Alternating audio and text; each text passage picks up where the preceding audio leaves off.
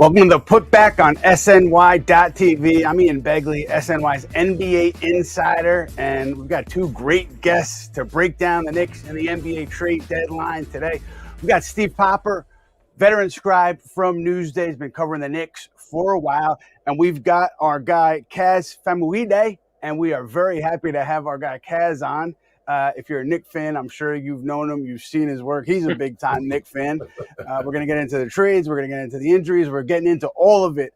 But right now, we are going to start with the baseline. And the baseline today will deal with the injury report with the Knicks, which is a lengthy one. And we're going to start on Jalen Brunson.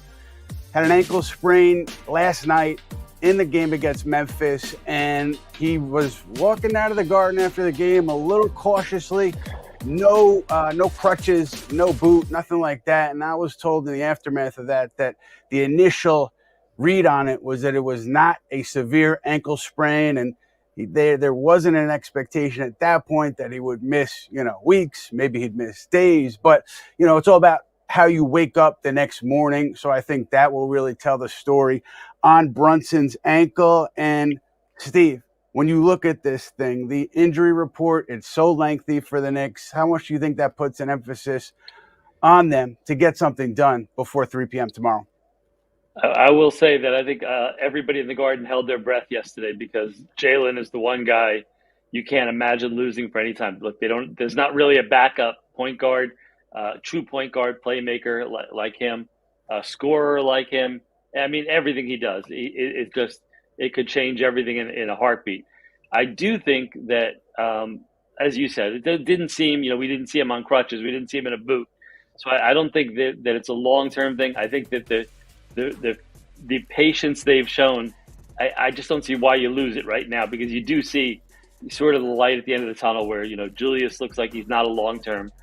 Mitchell Robinson coming back after the All-Star break to, on-court work. You can start to see where some of these pieces are coming back. I don't think it's a panic time right now, which is hard to do when you're 24 hours from the deadline.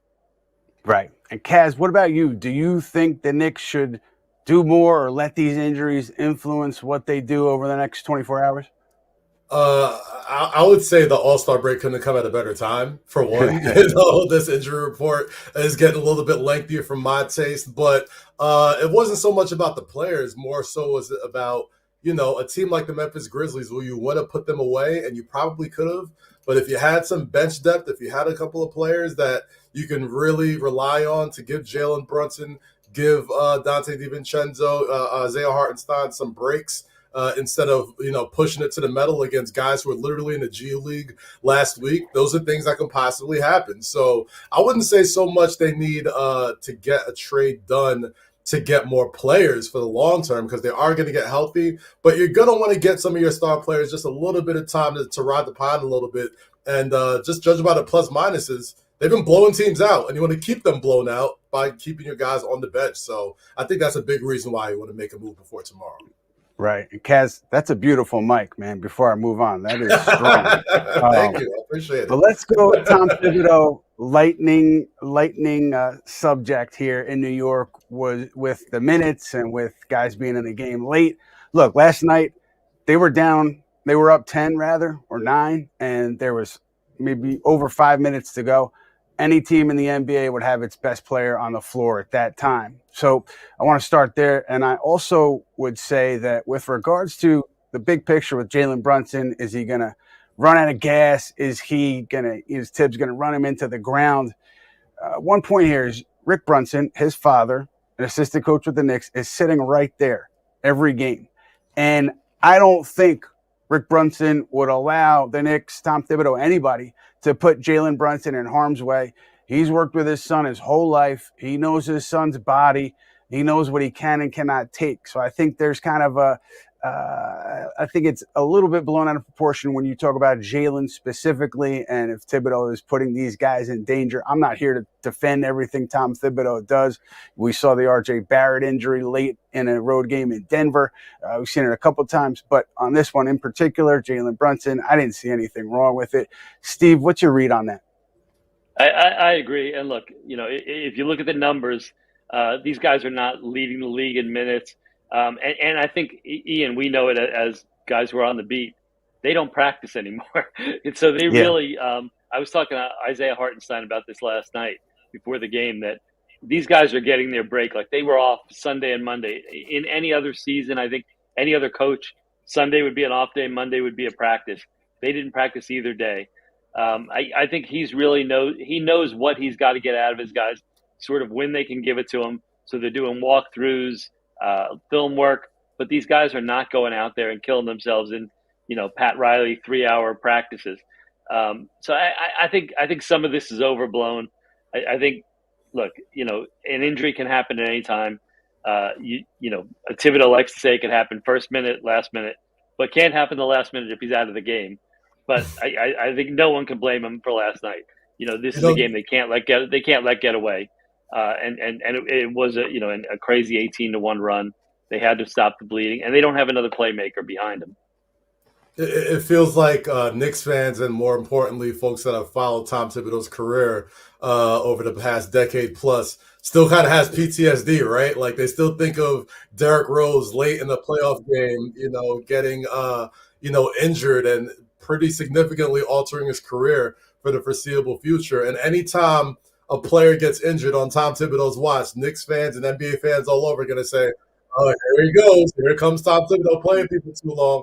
But the data doesn't really match up, right? If you look at the usage rate, if you look at some of the big players around the league, like, surprise, surprise, Jalen Brunson's one of the better players in the league. Julius Randle's one of the better players in the league. They're going to play a lot of minutes, right?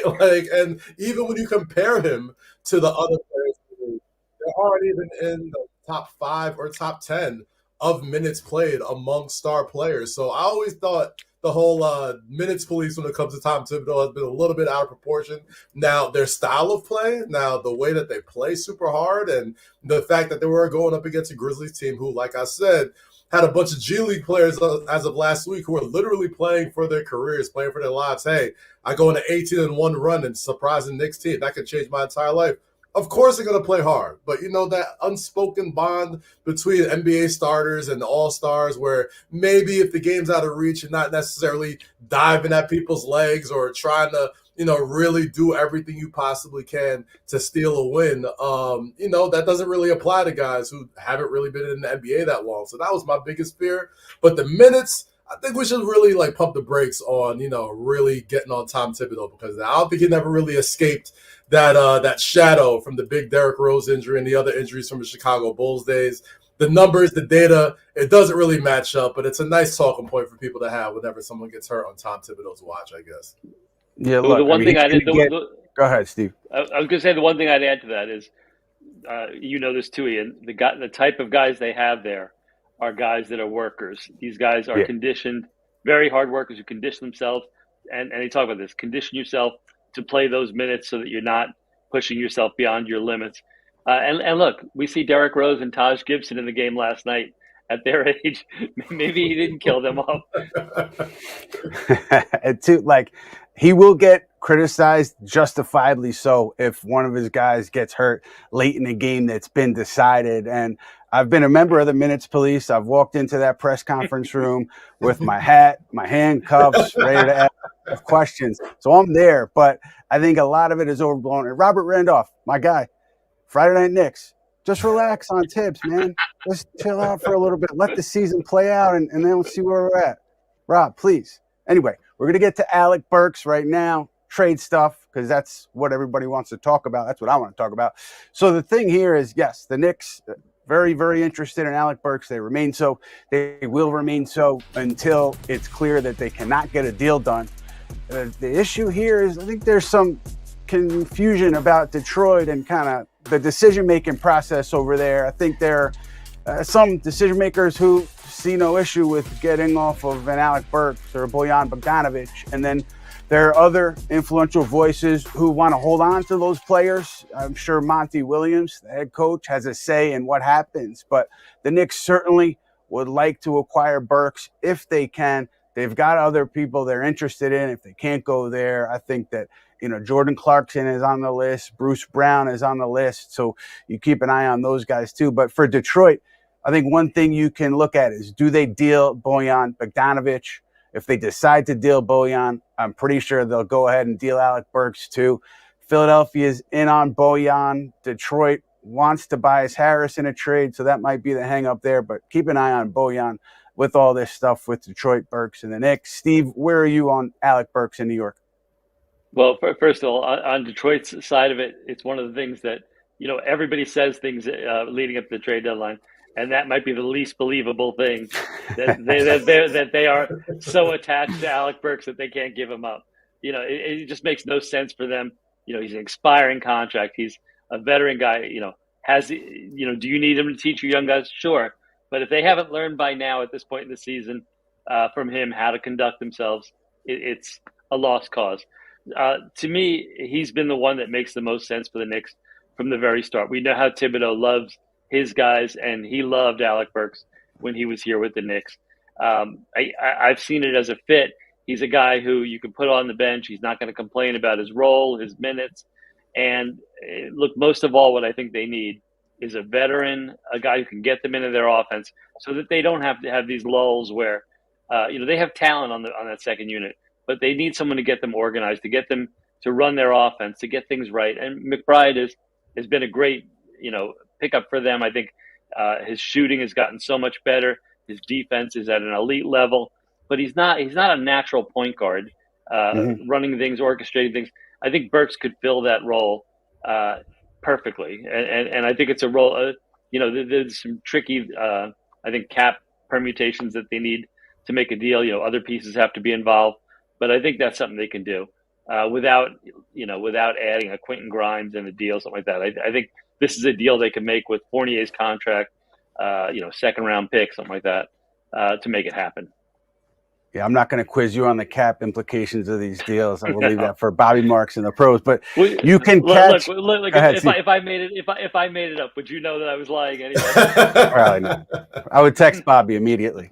But guys, our show now. You can catch us here. You can also catch us in podcast form. So be sure to check us out, download us wherever you get your podcasts. And we're going to have some fun here because we got a new segment called Kaz's Keys. Kaz is going to let us know what he thinks the three best moves are for the Knicks. Kaz, number 3. Let's hear it. Number 3. I'm so excited to do this, by the way, Ian. I've been really studying, making sure we got this down. My first key for Kaz's Keys tonight is number 3, acquiring Bruce Brown from the Toronto Raptors. Now, Bruce Brown is a guy who I think was instrumental to the Denver Nuggets championship run last year. He got broke off this summer, got paid a whole lot of money, and now he went to Indiana, and obviously probably wasn't the best fit for him. They play a style of basketball that doesn't really necessarily accentuate the positives for Bruce Brown. You don't really see what he brings to a team when you're getting up and down a million times a game and not really playing a whole lot of defense. But I think Bruce Brown sort of is a hand-in-glove fit as far as Tom Thibodeau guys. Now, obviously, people might say, you already got Josh Hart. You already got guys like Miles McBride, who's rising a little bit. Why would you want to bring in another guard who's going to sort of come in and possibly take some shine from them? My reply to that is that New York Knicks are establishing a culture right now of toughness, of grit, of smart, veteran basketball players who have won on a high level. Donte DiVincenzo's done it. OG Anunoby has done it, even though he was injured during that championship run. Jalen Brunson, for the most part, has done that. And I think Bruce Brown sort of fits that role. And as far as being a guy who can come off the bench, score in the way that Alec Burks, that Steve mentioned earlier, I think he's a great fit. If the Knicks go out and get him. And also, you could probably get him for a little bit less expensive than the other shiny toys that might be out there on the trading block. Number 2 on Kaz's Keys, and it might be a little bit of a, something that I don't think Knicks fans want to hear, but just hear me out here.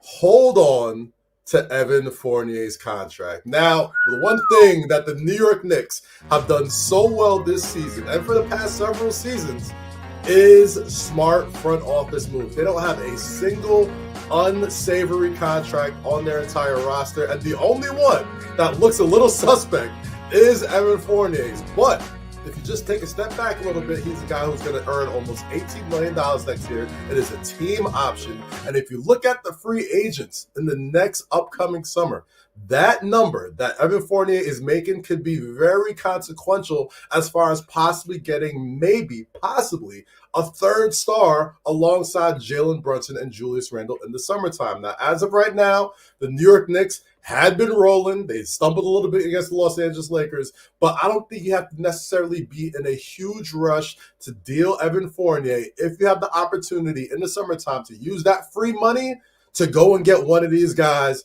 in the offseason that can really keep the New York Knicks in championship level contention for the foreseeable future. It might sound crazy. We might have to have a little bit of patience, Knicks fans. And I know we've been trying to figure out where we can flip that Evan Fournier dollar contract for. But maybe this offseason is where you really cash in on that. And last but certainly not least, my number one key for Kaz's keys as we approach the NBA trade deadline is acquiring Jordan Clarkson. Now, yes, Jordan Clarkson is a guy who has been in the Sixth Man of the Year conversation for much of his tenure as a member of the Utah Jazz. But if you haven't noticed around the New York Knicks right now, or it becomes the Villanova Knicks or the Kentucky Wildcats, the New York Knicks are trying a brand new thing when it comes to winning basketball games. And that's the power of friendship, huh? Anybody like the power of friendship? Jordan Clarkson, Julius Randle, both part of the last sort of Los Angeles Lakers, Kobe Bryant Lakers team. They came into the league together. They had that chemistry as rookies joining the NBA, and now they've both grown into great players. You've already satisfied Jalen Brunson. You got him as Villanova guys and Josh Hart, DiVincenzo, and even Ryan Diacono, even though he hasn't scored a bucket in 20 games, made NBA history doing that. I think Jordan Clarkson could slide right in as one of Julius Randle's homies who could come in and answer a lot of questions that the Knicks have. We saw what happened with the Memphis Grizzlies yesterday. You mean to tell me a guy like Jordan Clarkson couldn't hold off that Memphis Grizzlies team by himself, just getting buckets and keeping Jalen Brunson off the bench so they could stay healthy for this All-Star break? I think he is the guy that you can go after, and he is my number one trade target as far as the trade deadline comes around. That is my Cavs keys for today. We got the keys, and we appreciate it, Kaz. And I'm going to start in on Clarkson because you said it earlier. Burks, I think, is the guy. If they can they want to get him. They've got other guys to slide to if they can't get Burks, and that's really up to Detroit. And Clarkson, I think, is right there with Bruce Brown. And I heard that as recently as yesterday that they see him as somebody to pursue. You know, they see, I think, what Kaz sees in terms of a scorer who can really solidify your bench, who can give your starters a blow, and the offense isn't going to crater, which has happened sometimes with the reserve units now. I think Utah will want a lot for Clarkson. I think he's valued there. He's under contract beyond this season, and I think he has a lot of fans in that organization, including the owner. So it's going to be interesting to see what Utah wants, how they proceed. But if the Knicks, they can't get Burks and they can meet the price on Clarkson, I think there's something that could get done there. Steve, where are you on that? The one thing I kind of put these together, sort of his second and third key there. The Clarkson thing and the Fournier thing, to me, are something you look at almost as a package deal. If you're going to keep that Fournier contract, I want that Grimes contract too. Because he's a guy that, like, when you're moving Fournier in the summertime, if you're thinking about moving him for a star, and I'm still in the belief that trading for a star is the better way to do it than free agency, because nobody gets to free agency anymore. So to me, if you're holding on to Fournier and you're, look, it's cruel almost at this point now of making him sit out another year with another $19 million pickup. I mean, $19 million is nice, Yeah. but which would ease my apprehension about. I'm sure he sleeps well at night. But look, these guys work their whole lives to get to this point, and Fournier, I think, has been a good soldier, and he sees the prime of his career sitting on the bench, and it's just not what he wants to do. I think if you told him, we're going to give you a pay cut or buy you out and go play somewhere else, he'd take it in a heartbeat. For the opportunity to play. But that said, to the Knicks, they can't concern themselves with that as nice as it may be. So to me, that Fournier deal in the summer and the Grimes deal with it, where you're giving an attractive young player on a cheap contract with Fournier's expiring contract, some combination of picks, which, look, nobody even wants picks this year because it looks like a lousy draft. So I think in the summer you probably can do something with those. So that's where I'd hold off on the, making a move for a Clarkson type. And it would be nice to get a little super friends for Julius, especially after they got rid of quickly. But to me, I think everything here is fit. And look, the one thing we haven't talked about is when you're talking about packaging these things for a star, this team got a lot better when they had less hands on the ball. Yeah. When they got Anunoby and they didn't have to share it with a third guy who needed the ball. So I think they have to be very cautious of that. People say, go get Joel Embiid, and that's great. But now you're taking the ball out of Jalen Brunson's hands, out of Julius Randle's hands. So I think there's a lot of complications to this, and the team looks very good right now. So I'd be very careful how I tread with that.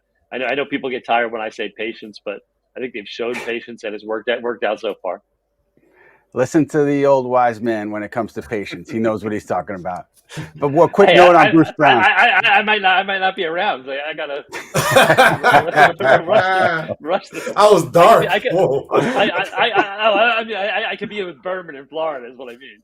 That's Okay. Wouldn't be a bad thing. But I want to hit Bruce Brown quickly because, Kaz, you mentioned him earlier. Knicks and Raptors have been in touch, and I was told that one iteration of talks had Toronto adding Chris Boucher to a Bruce Brown package. I don't know how the Knicks felt about that, and I think the draft compensation, as Steve mentioned, 2024, not attractive in terms of moving picks. I think Toronto would want something beyond that. That the Knicks want to give that up, I'm not so sure. So I think maybe it hinges there a bit for Brown. But Quentin Grimes, I mean, to me, he's a fulcrum too to this whole thing. We talked about him a lot. Kaz, do you see him as a piece on a contending team? You've watched him for a long time. What do you think?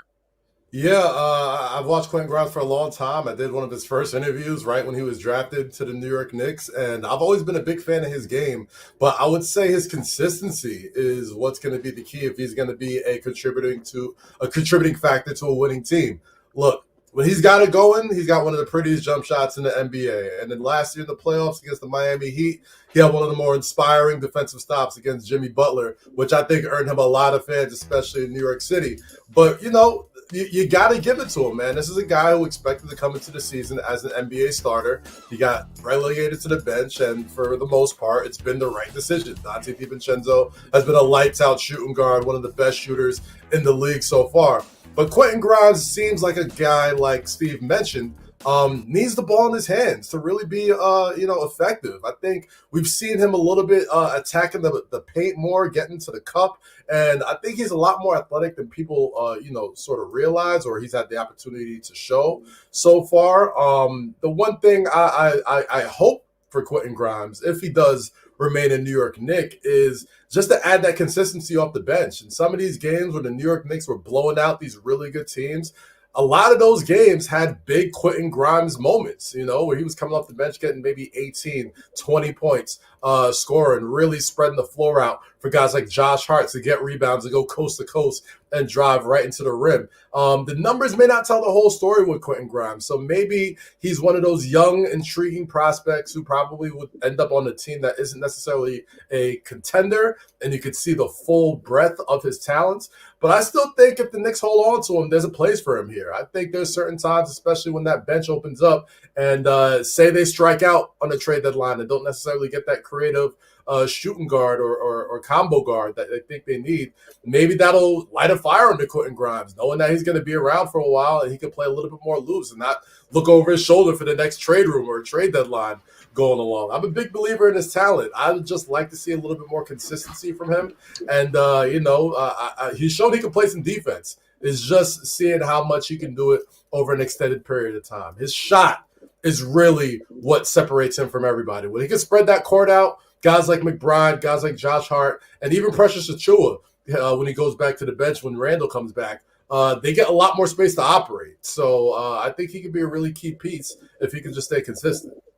Steve, we're going to talk Grimes a little bit later on, but right now I want to go to Matt Spenley, the brains behind SNY's social operation, does a great job, but he's got a fan question for us right now. Matt, what's happening?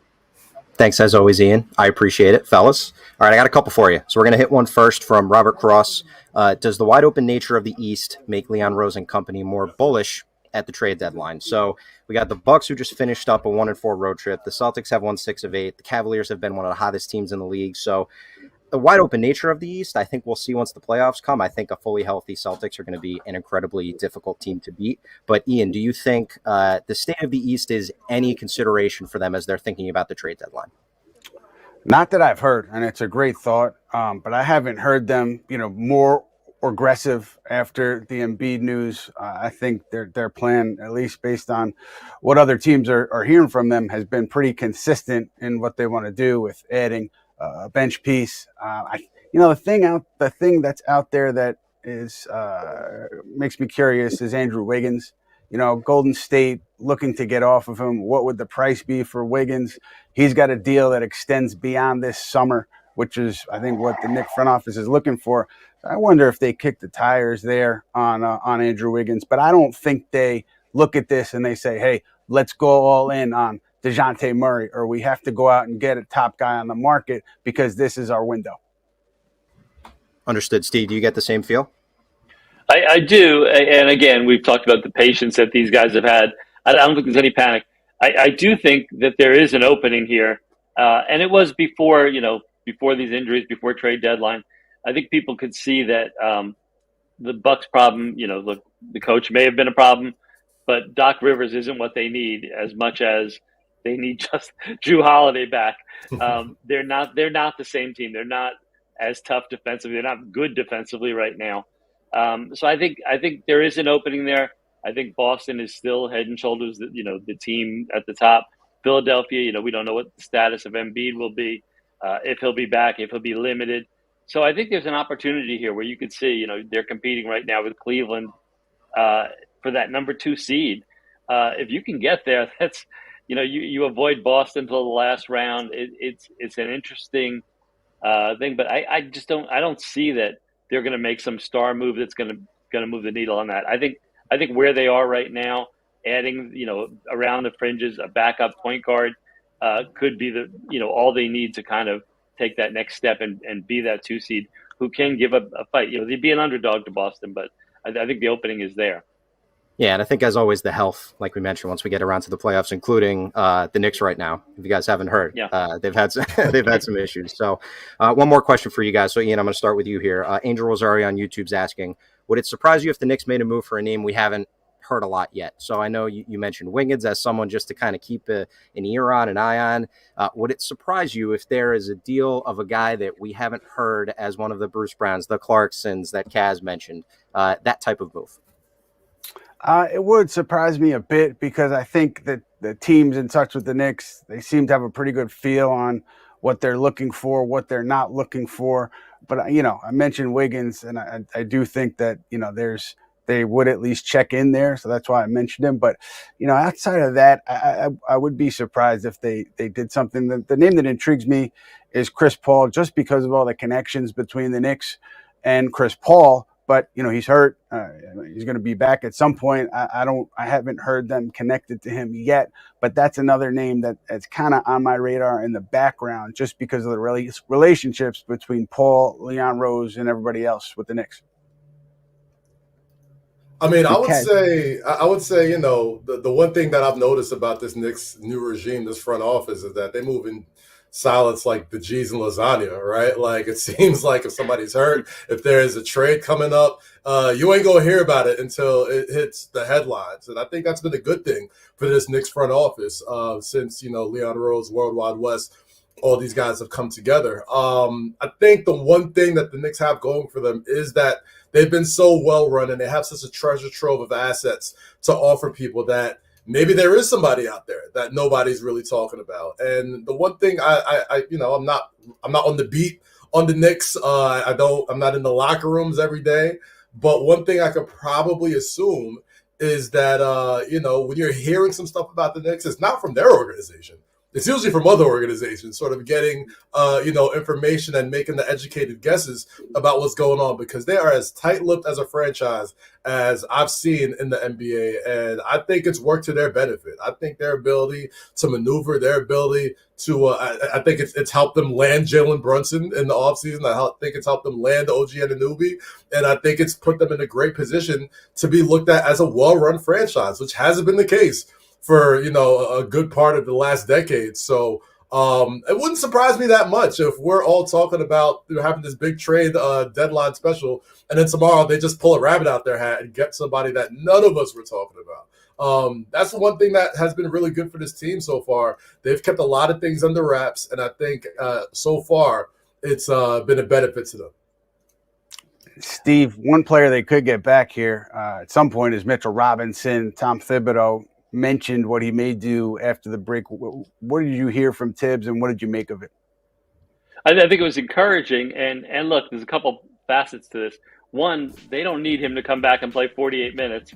So minutes police will be happy about that.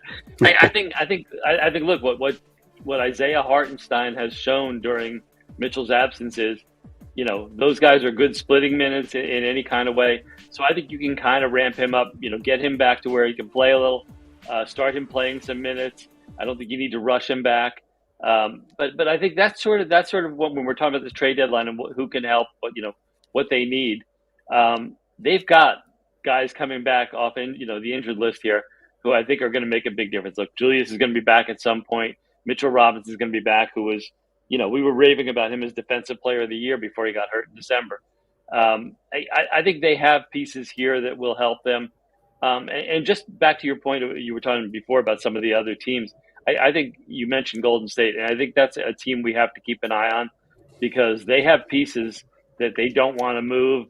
They want to keep Curry. They want to keep Draymond. They want to, keep this championship core maybe there for their whole careers. And the way it's going right now is not the way they want to finish it out. So I think as much as we look at like a Detroit or an Atlanta as desperate to rebuild, I think they're going to want to make moves too, the Warriors, and get help for Curry right away. So I think they're a team definitely to keep an eye on before tomorrow. Well, tomorrow we will be back 3 p.m. right at the deadline, breaking it all down with you here on the Putback. We've got Fred Katz from The Athletic. We've got Jonathan Macri, Knicks Film School, and we're going to have Chelsea Sherrod running point guard for us. So it's going to be a fun show. Be sure to lock in with us then. Right now, we're going back to my friend Matt Spenley. Matt's got something for us. Matt, what's up? Can't wait for that show. Going to be great. Deadline should be great, but this one's about Kaz. Kaz, we're happy to have you back, man. Happy to have you back with SNY. Brought back some great memories, especially of this video that we made. I checked the records. God. November 2019, when the Knicks were in the middle of a 21-win season. Roll the tape. Oh, so good. I'm feeling hopeful. I'm feeling good. And we're going to let everybody know it's still a Knicks town. It's a big conspiracy. Nobody wants us to be good. I swear. Everyone's against us. We're good. Everything's fine. I told you everything's fine. And fire everyone. We'll be all right. We'll be all right. It's the worst shot in basketball. God. Really good or really bad. It's the only way I've seen it work. Give us like 3, 4, 5 years. We'll be right there at the top of the East. So we can pick Bronny James Jr. And Bron James said he wants to play with his kid. So 42-year-old LeBron, I'd take 42-year-old LeBron. 42-year-old LeBron looks good, man. I would do it. I would do it. That's the good stuff. Amazing. Age like a fine wine, man. We had to bring it back. Listen, times are a lot better now. We'll say that. Yes. Times are a lot better, but we can look back on it and laugh. So we're going to go right into stargazing because you brought up LeBron James in that video, and we've talked a little bit about it. We talked about it yesterday with Stephan Bonde. You've talked about LeBron and the Knicks being a pairing, the potential. So, Ian, LeBron and the Knicks, we talked about it a little bit. Kaz, final shouts to you. And so, guys, LeBron and the Knicks, stargazing. Look, man, if that's their end game, if that's the big name that they're pulling in, something went wrong because they have their eyes on other players, younger players.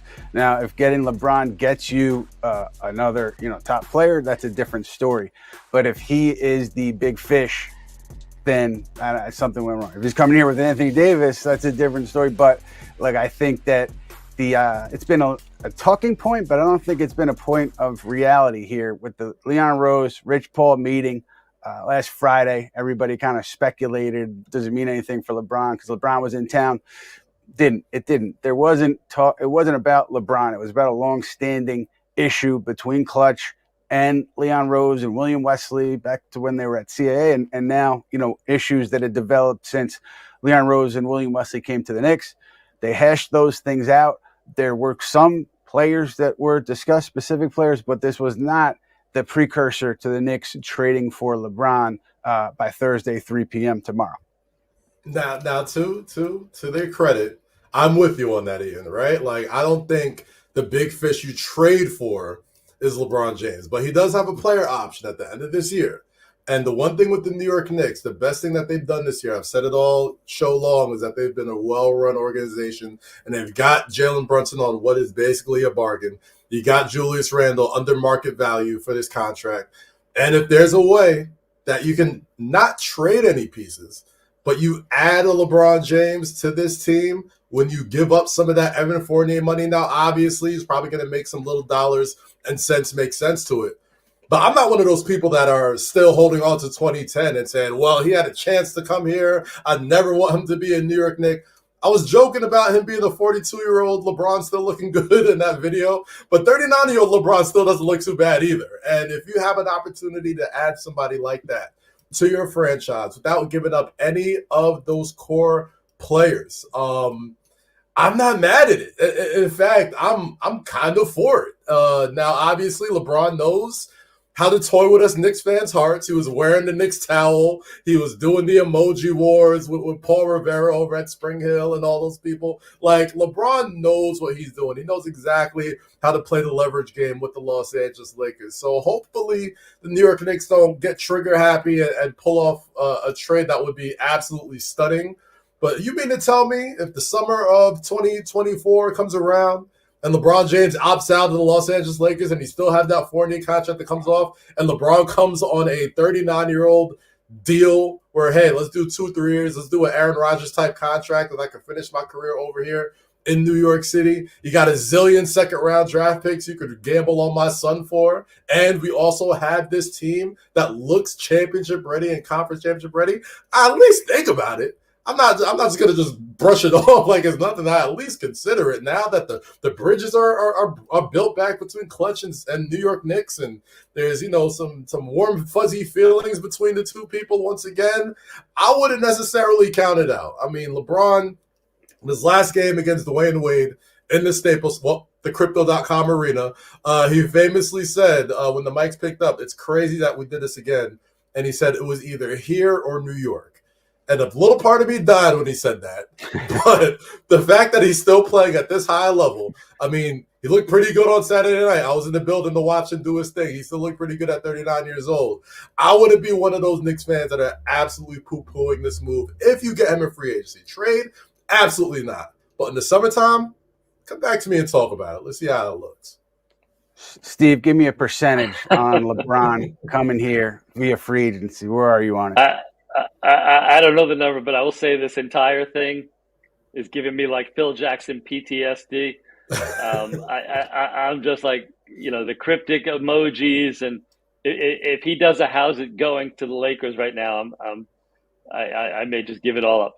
Look, Steph and I were there for his morning shoot around the other day in New York, and it was strange. He wouldn't offer clarity on things, and I really got the sense, sort of the same as Phil Jackson trying to, passive aggressively get Carmelo to waive his no trade. It felt like passive aggressively getting Rob Pelinka to get, the players he wants to join him in LA. I don't think he wants to move Bryce out of school. I don't think he wants to, either, Bronny, maybe he comes out next year. Maybe he stays at USC. I don't see him wanting to go to New York next year. And look, he's amazing. He was amazing Saturday night. What he's doing at his age is insane. And I've long been an advocate for Michael Jordan as the best player I've ever seen. But what he's doing at his age is so off the charts wild. It's insane. But I don't think he is the same player. His lapses on defense might drive Thibodeau crazy. To me, I just don't see the fit. I just don't see it working out right now. It is good fantasy basketball, but to me, I think they want guys. I think they want Jalen Brunson to run the show here, and LeBron runs the show wherever he is. That's a good point. Matt Spenley, we're coming back to you. What do you have for us? Steve, to your point, I think even the fact that some people were not gung-ho about getting LeBron because of the Brunson factor, I think tells a lot about where the Knicks are at this point. But from another star to Dejounte Murray, too, is a name that's been mentioned with the Knicks. Ian, I know you've had some reporting on this. A lot of conversation in the comments about Dejounte. I know he's not someone we really had on the front burner here, but is there anything going there ahead of the deadline with Dejounte? Look, there are people with the Knicks that see him as a great pairing with Jalen Brunson. There are people who see him as a very good fit. But at this point, with the Knicks starting lineup playing really well and the Knicks where they are, I just would be surprised if they made a move of this nature, breaking up a rotation, breaking up a lineup, and having to kind of implement Dejounte Murray, into what they have going on. Look, they've checked in with Atlanta on it, as have many other teams. Atlanta, its price point has been high. Maybe they come down because they want to get something done by tomorrow afternoon. But I can't see this Knicks team doing that move at this point because of what they've established to date. Steve, have you heard anything there? Well, the one thing I keep saying, and I've heard from somebody in the league, is this bridge between Clutch and CAA or the Knicks is sort of one of those, like, yeah, there's a bridge, but it's one of those like rickety rope bridges over a 100-foot gorge, and proceed at your own risk. So I don't know that this sit down makes it that a deal is going to happen right away. I think those things take time.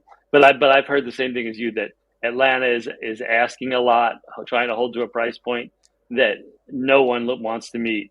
So if they do lower the price, and it's one of these first rounders that the Knicks don't want anyway, that something that may not convey, I could see them jumping in and maybe he becomes a sixth man for them. The one thing I guess we kind of didn't talk about this, but when we talk about that need for that playmaker behind Jalen, there are guys that Tibbs trusts with the ball in their hands. We saw Donte last night. We've seen Grimes do it at times, and we've seen Josh Hart is essentially, a point guard with that second unit. Sometimes he grabs a rebound, he brings it up, he orchestrates the offense. So I don't know that we're that desperate that they're going to go all in and give a huge package of picks that they want to hold on to for a star for Dejounte Murray. I'm not sure that he's the guy they want to do that for. Yeah, I'm a big fan of Dejounte Murray's game, but not as much as I am a fan of the backcourt of Donte DiVincenzo and Jalen Brunson. I've said some jokingly, Twitter memes with the eyeglasses and then changing it to the Splash Brothers of Stephen Curry and Klay Thompson, but they've looked Splash Brothers-esque since Donte has joined that starting lineup. And even last night when the game was getting out of hand and there was a very, very real chance of a scary collapse against the Memphis Grizzlies without Jalen Brunson on the court, the New York Knicks turned to Donte DiVincenzo, and he delivered. And, man, he gave one of the best quotes I've ever heard a Knicks player give in the past several years when someone asked him if his usage rate, if he was getting a sort of usage in the past career, would be able to pull up these sort of numbers. And, I'm just paraphrasing here, but he said he doesn't care. He only cares about winning games. He only cares about getting dubs. And in almost every level, Jalen Brunson and Donte DiVincenzo has been a winning pair. I'm willing to see what they're doing in the New York Knicks. I'm willing to see how they do on the NBA level together. So if you're going to go make that big trade for that other player, I don't necessarily think you need it at shooting guard. You got Donte DiVincenzo at an incredible deal, just like you got Jalen Brunson at an incredible deal. And they play incredibly well together. I wouldn't break that up for anything. The Villanova connection is strong. The power of friendship is strong. And even more importantly than that, they're probably the best shooting backcourt in the Eastern Conference right now. Jalen Brunson and Donte DiVincenzo from three-point land have been lights out together, and that's without Julius Randle, OG Anunoby, and the rest of the guys that they've lost over this injury-plagued last couple of weeks. So I like Dejounte, but not that much. Yeah, it's a great point about Donte DiVincenzo. I think early on, just cursory talks, Atlanta, Donte DiVincenzo, they hope would be on the table in a Murray deal. So that aligns with what you're saying, Kaz. We're going to go to final predictions here, gentlemen. So talk to me. 301 tomorrow. Kaz, what's your prediction? My prediction, man, I'm going to say that Evan Fournier will no longer be a New York Knick. Now, I know I'm not necessarily jumping out the window there, but I do think there's going to be other teams that are going to give the New York Knicks probably an offer that they can't refuse. And just judging from how they moved in the past several years and more importantly, the past several months, it's going to be somebody none of us are talking about. So that's going to be my biggest prediction. Evan Fournier is out of here for a player that isn't Bruce Brown, isn't Jordan Clarkson, isn't Alec Burks. That's my big prediction tomorrow. I like it. Steve, what about you? I think at 3:01 tomorrow, we're starting to look ahead to the buyout deadline and wondering, what the competition is for a Kyle Lowry. The two names that I've kind of talked to people about from the beginning have been Burks and Lowry, and they're not sexy moves, but I think that's where they move around the edges. And look, I'm sure Thibodeau remembers well what Lowry did to them in the playoffs last year. You need very little from him. He's had a rest sitting on the beach in Miami. He hasn't even reported to Charlotte since the trade. To me, that's the kind of guy. No, absolutely not. Absolutely not. So to me, that's sort of the thing that if you get a guy like that who's rested, healthy, he did go to Villanova. Maybe he's old enough to be a professor compared to some of these guys, but I think just what he can give defensively, playmaking, I think it's a perfect fit for the second unit. There's competition for him. The Sixers, I think, would be interested. The Lakers would be interested. Milwaukee, all contending teams. I think the Knicks probably have a good case right now to sell him. To me, that's the move that you're looking to make. They would also have good money to offer because they have their biannual exception. My prediction, 3:01 tomorrow, Alec Burks, Detroit relents. They decide to give up Burks, and the Knicks go in and get him. That's where I am. We will see how it all plays out, though, over the next 24 hours. Stay with us because 11 p.m. tonight, Honda Sports Night, we'll be there talking Knicks trade deadline, the latest going into trade deadline day. And then we're back 3 p.m. The Putback tomorrow. Got a great show, great guests with you to break it all down. We'll see what happens tomorrow with the Knicks and the rest of the league at the trade deadline.